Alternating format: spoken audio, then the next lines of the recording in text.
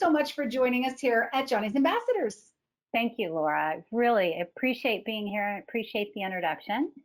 Normalization is happening in our communities, and it happens for a lot of different reasons. But what's pushing it right now is legalization, both the actual legalization of marijuana and the debate around legalization for marijuana. What we have found is when a state legalizes, there is really an immediate psychological shift around the drug. It goes from it's bad for you, it's illegal, to it's probably not that bad for me, they've made it legal. And there's really no combating that. It happens for every person in the state, no matter their age. The other thing that happens once a state legalizes is we lose some protective environmental factors, factors that most people don't know that exist, and certainly parents don't understand. Access immediately goes up to the drug. Visibility of use of the drug immediately goes up through advertising and promotion, but also just through general use. People start using it more. And the perception of harm of the drug immediately goes down. What we see is the calculus of drug use around marijuana changes significantly. It goes from the small individual or small group decisions, are we going to use, who's got a supply, how are we going to get there, to this mass encouragement and social media encouragement to use based on a set of features and benefits around use. So the environment changes pretty significantly, pretty quickly after legalization, and it spills out via debate and conversation into every other state that's out there as well. So what do you do as a parent? Well, the best defense, of course, is education. So things like we're doing right now, this conversation in and of itself. Kids are becoming increasingly, at least in their minds, more marijuana and vaping savvy, and parents need to understand some things so that they can be in conversation with their kids, so that they can push back where they feel that they need to, and so that they can set a tone inside their family that they want around drug and alcohol use. So this presentation includes 3 sections. First, we're going to talk about the physiological effects of marijuana. Then we're going to look at forms and potencies, and then we're going to talk about parenting strategies. So not surprising, the physiological effects of the drug quickly become a brain 101 discussion.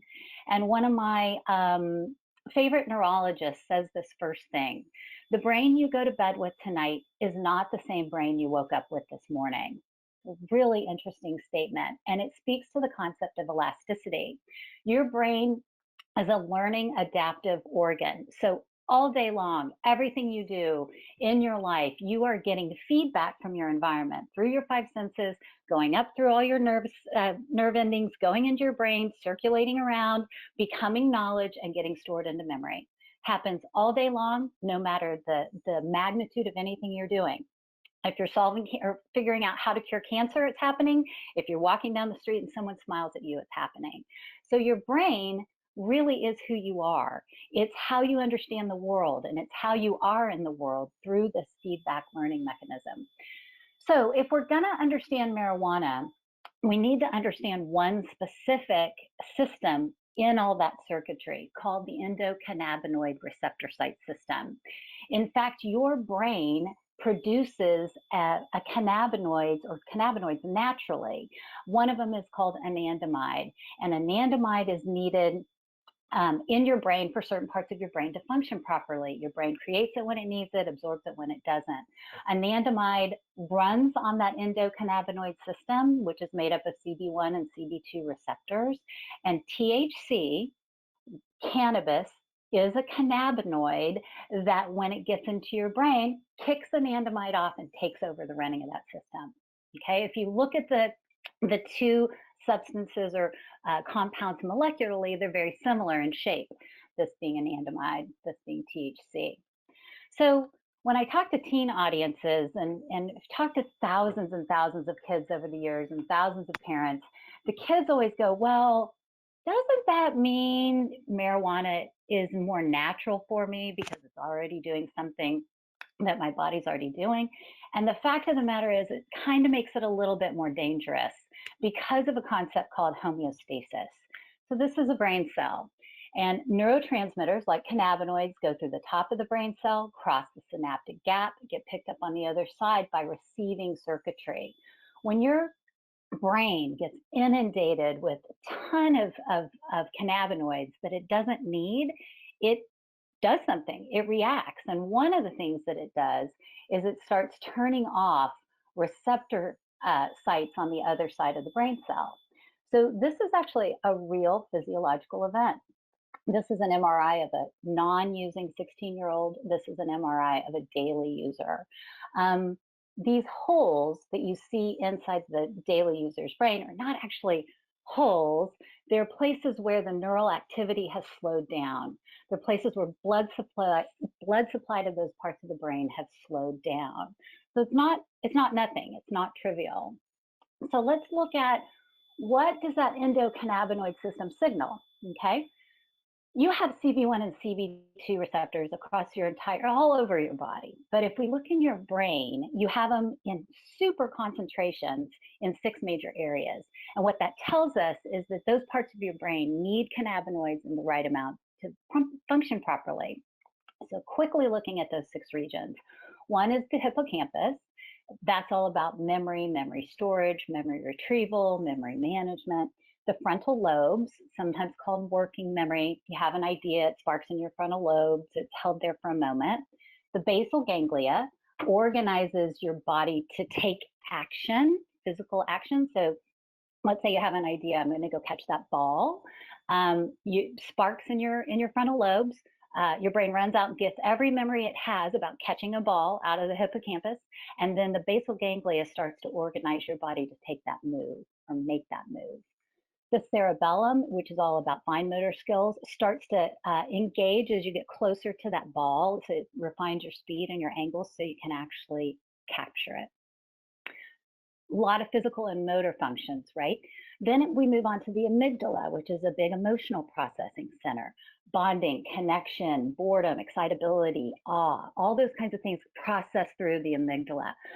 There's this situation where sometimes if you talk to someone who gets high on a regular basis, they'll tell you stories of, oh my God, I had this incredible chocolate chip cookie the other day. It was so good. Well, when you're high and you're eating a chocolate chip cookie, there is a chance, and really doing anything, that your brain is not retrieving all of the memories it has about something.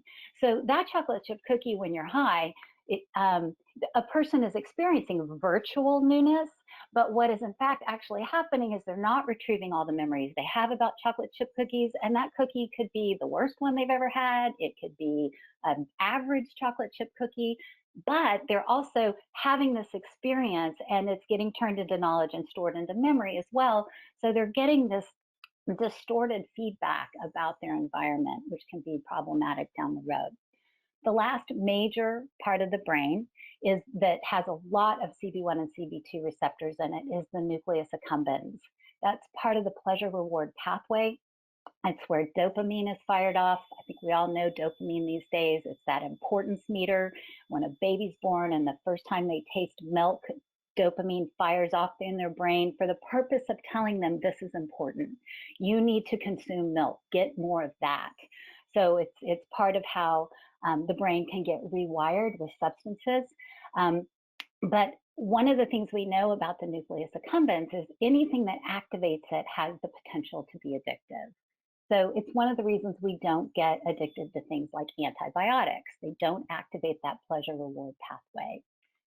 So all of these conditions or functions can be summarized into 3 groups: movement, memory, and emotional growth. And the last thing I'll just say about emotional growth is when a child is having their feedback experience interrupted and misdirected on a repeated basis, they just don't mature as quickly as their peers that are not doing that. That said, this is true, and everything we talked about is true for all ages of users, whether they're older or younger. And what I wanted to do now, though, is move on to specifically talk about the teenage brain, because it's a unique part of human development. Even as recent as 10 and 15 years ago, neurologists kind of thought it was just an immature adult brain, but in fact, they now know it's a unique part of human development, and the brain is doing some really exciting stuff from 13 to 18. 2 of those things are, one is neural pruning. The other is myelination. So neural pruning is where the brain goes through and cuts circuits that it doesn't need as much anymore. So if you think about human development, you were born, you had to learn how to walk, you had to learn how to talk. You now know that apple starts with A, and you know how to do all that stuff now. And your brain has efficient ways of making that happen. So it gets rid of all those little circuits that don't really contribute efficiently anymore. The neural highway metaphor is good for this. Circuits get cut away, and then what remains gets myelinated in, made deeper, made more robust. So what gets myelinated in? The things that an adolescent is spending time on. So their jump shot, algebra, relationships, music, logistics, anything that they're spending time on is what gets, powered into their brains. And you can see kind of obviously, if they're doing a lot of drugs and alcohol, that can get myelinated in as well. The other thing we know about the teenage brain is that it can be injured more easily than the adult brain, which is the exact opposite when it comes to like muscle tissue and bone tissue. If I were to sprain my ankle and my son were to sprain his ankle, he would heal so much faster than I would. If I were to get a concussion and he would get a concussion, I would heal more quickly than he would. He would heal, and the belief is that there's just so much activity going on in those younger brains. It just takes the brain a little bit longer to put all the circuits back in place with a concussion, for example. The other thing I like to put out there, and especially for parents, I find all my parents find this a little bit helpful, is looking at the three major components of the brain. So in the center of the brain stem is sometimes called the reptilian brain. It's where core involuntary bodily functions are processed from. So it's heart rate and breathing and circulation and that kind of thing. It's also where our really deep primal instincts are housed. So am I safe? Do I have enough to eat? Is anything going to hurt me? And then wrapped around that is what they call the limbic system, or the mammalian brain, which is a much more emotional center for processing. It's, do I feel cared for? Do I trust? Where do I fit? Where do I belong? It's all getting it's all getting executed out of that part of the brain. Then we have the prefrontal cortex, and we've all heard of executive function and higher thinking. This is where right and wrong and discernment and cause and effect, impulse control, self-awareness, these more sophisticated cognitive processes occur. So the reason this is interesting is because from 12 to 17, a person's limbic system is supercharged. Circuits are processing and development, and myelination is going crazy in that limbic system. When kids get to be 18, it shifts, and their prefrontal cortex takes off and is supercharged and developed. There's a study where they show a grisly picture to a bunch of 12 to 17-year-olds, and they show the same picture to a bunch of 18 to 25-year-olds. And from an MRI perspective, they see the limbic system lit up on the younger group, and the prefrontal cortex system lit up on the older group. So they're processing that information from different parts of their brain. And it's fascinating to know, right? I mean, so I always laugh if you're a parent of a teen, which many of us are, it sounds like, they do some things where you just think, oh my God, are you thinking at all? Is there anything in your head? Well, this is one of the reasons why. They are developmentally, they have prefrontal cortex, but it's just not the focus of their neurological development yet. And they do a lot of kind of stupid stuff because of it. It's one of the reasons Laura said, I'm a parent. I have two 20-year-olds. I have one 16-year-old. I'm so done parenting. It's exhausting, but it's one of the reasons why we still have to parent, because those younger kids don't have some of that prefrontal cortex that they need. And we as their parents need to help them navigate through some of that. They won't let us lots of times. That's a different conversation. But from a neurological standpoint, I just like everyone to understand this. The general consensus is the brain is fully developed around 26. And what we know is alcohol and drugs are complicated. The ability to impose self-control and understand all the implications of what might happen to you when you're drinking or smoking or doing other drugs is over in that prefrontal cortex area. So you're really not equipped as a 12 to 17-year-old to really handle drugs and alcohol. I mean, even as adults, it can be complicated to manage drugs and alcohol in your life. And having a fully functioning brain to do that is always going to be more, it's always going to be better.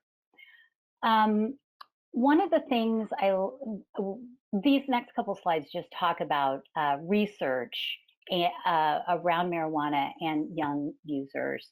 And one of the things I like to always say about this is there's this narrative out there that we need to deschedule marijuana so we can do more research. And absolutely more research would be great. But this idea that we don't have any is very misguided. If you were to do a search in a big research database like PubMed, you would get over 30,000 different studies returned to you if you searched on marijuana. There is a lot of knowledge out there about the drug. And relative to kids, we see all kinds of things. This drug can cause immediate psychosis and psychotic breaks. And we see that in the younger novice first-time user. We see that in veteran full-time, long-time users. It can happen really at any time. Marijuana is one of the most psychosis-causing drugs of the recreational drugs that are out there and used. It is a causal factor in schizophrenia. Schizophrenia or permanent schizophrenia is a type of psychosis. Psychosis is a big spectrum, and at the end of it is permanent schizophrenia. We have a huge IQ study that has shown an 8-point loss in IQ among young users. When I first heard this stat, I was kind of like, how much is 8 points? Well, this graph down here at the bottom is the IQ graph.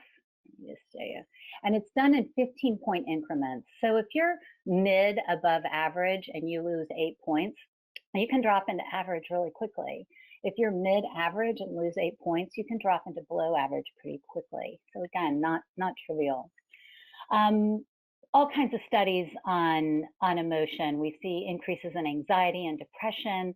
There's a condition in the DSM called amotivational syndrome, which is an affectation of the amygdala, or a pathology of the amygdala, and so disturbing. We see really a significant increase in suicide attempts among young marijuana users versus their non-using counterparts. Physically, we see brains that are measurably smaller. There's a vomiting syndrome called hyperemesis, and all kinds of physical implications to this drug. This idea that you can consume a toxin, whether through your lungs or digesting it, and there's going to be no physical implications is just misguided on the face of it. We see lung problems, COPD, we see heart attacks, enlarged hearts, we see stroke, and it does cause fetal damage. THC does cross the placental barrier and can have real effect. Okay, so 2 questions that I always ask the kids and the parents that I'm talking to. The first one is marijuana addictive? What's interesting about this, 18 months ago when I would ask it, the room would be pretty evenly divided. Half would say yes, half would say no. Now, when I ask it, the room is increasingly becoming yes. So it is addictive. And we know it for several reasons that we'll talk about, but from a kind of general impression or understanding or vernacular standpoint, we're starting to understand that it is an addictive drug. NIDA looked at all their research, and they consider, or they have assessed that about 30% of marijuana users have a cannabis use disorder of some sort. So a use disorder is a spectrum, and on one end of it is addiction, and on the other end is heavy use, and heavy use that is affecting lifestyle and life choice. It's interesting, I'll just throw these out. 20% of alcohol users have a use disorder, and about 85% of nicotine users have a use disorder, just to give you some perspective. And in fact, nicotine, although it might not be one of the most life-damaging addictions, because it's not a hallucinogen, right? It's a stimulant. Marijuana is a hallucinogen, alcohol is a depressant. It is one of the most addictive drugs that we have. It's kind of interesting.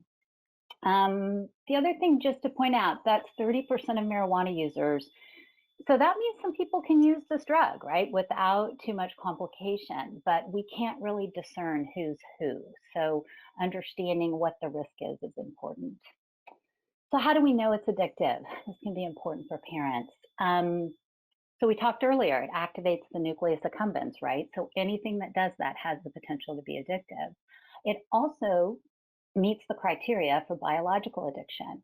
There's many criteria for that. Some of the top three: tolerance means I need to use more today than I did when I first started to get the same high.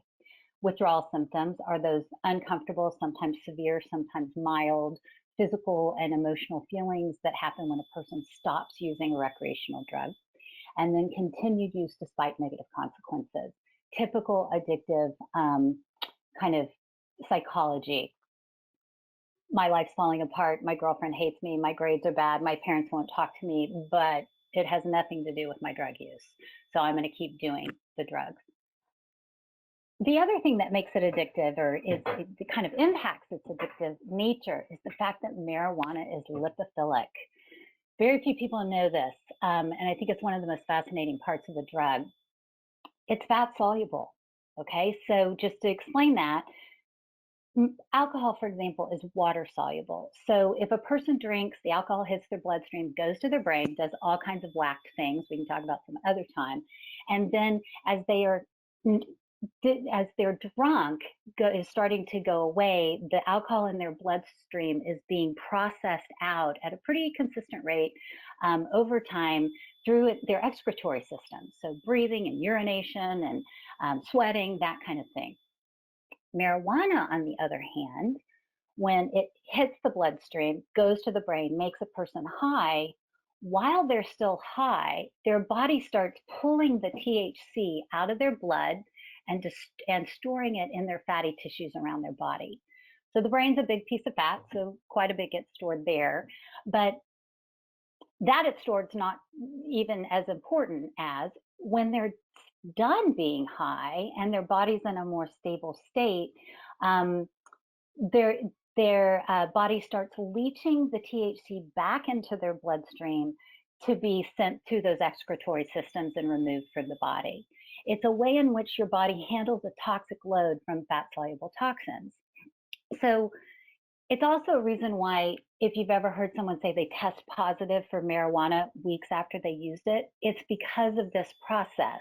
Those metabolites that get leached back into the blood can be detected by drug tests. And they are a very low level form of impairment. Most people can cognitively rise above them, but if that person were to take some really sophisticated physical or memory tests, that impairment would show up in those tests. So it's a big deal. I mean, and relative to addiction, some people, you'll hear say that marijuana, you don't get a hangover with marijuana. Well, this is part of that process. But it's also what makes marijuana a hard drug to recover from, because usually an addict has some kind of extreme experience where they are like, okay, they finally get knocked into, yeah, maybe I do have a problem, I'll quit. And they might use help, they might go to rehab, they might do it on their own. Well, for marijuana users, the real withdrawal moment is still weeks away until that third or fourth week when the THC is really leaving their system. And by the time lots of addicts get to that moment, the pain of the moment that made them want to quit is way back in the past, and they believe that they can quit because they've stopped for 3 weeks. So they'll start smoking again to manage the withdrawal symptoms, and then they're using again. Okay, so the last part of this is that marijuana is very potent today, and we'll talk more about that in a minute. Second question I like to ask audiences is, can I overdose or die from marijuana? Generally get about 50 yes, 50% no, and that's in fact true. It is a yes-no answer. Marijuana does not shut down the brain stem and therefore cause overdose death in the way that opioids or alcohol do, that literally shut down your breathing, shut down your heart rate, and that's how you die. The brainstem was not one of those 6 regions that had a lot of CB1 and CB2 receptors on it, right? So that's not how marijuana kills you. But you can overdose on marijuana. Mentioned earlier, psychosis and psychotic breaks are a real form of overdosing, and all kinds of horrific things happen in those states: suicide, homicide, accidental death. We also know that about 50% of people don't return to their pre-break normal once they've had a psychotic break. So really an important negative factor about the drug. The other way people die from marijuana use is through traffic fatalities. Every state that legalized sees an uptick in fatalities that involve marijuana. Washington State saw about a doubling. Any report you see from Colorado shows at least a 50% increase, pretty significant. So in conclusion, the teenage part of this is that they are supposed to be figuring out who they are, what fires off dopamine in their brain, what they find important, what's motivating, what's unmotivating. And marijuana really takes over that process and can really impact that process. Firing off dopamine at inappropriate times, robbing kids of real self-discovery and identity and learning. And it just puts some real things at risk. We talked about a lot of them. And then there's this whole body of social research that shows heavy users' quality of life is significantly less robust than their non-using counterparts.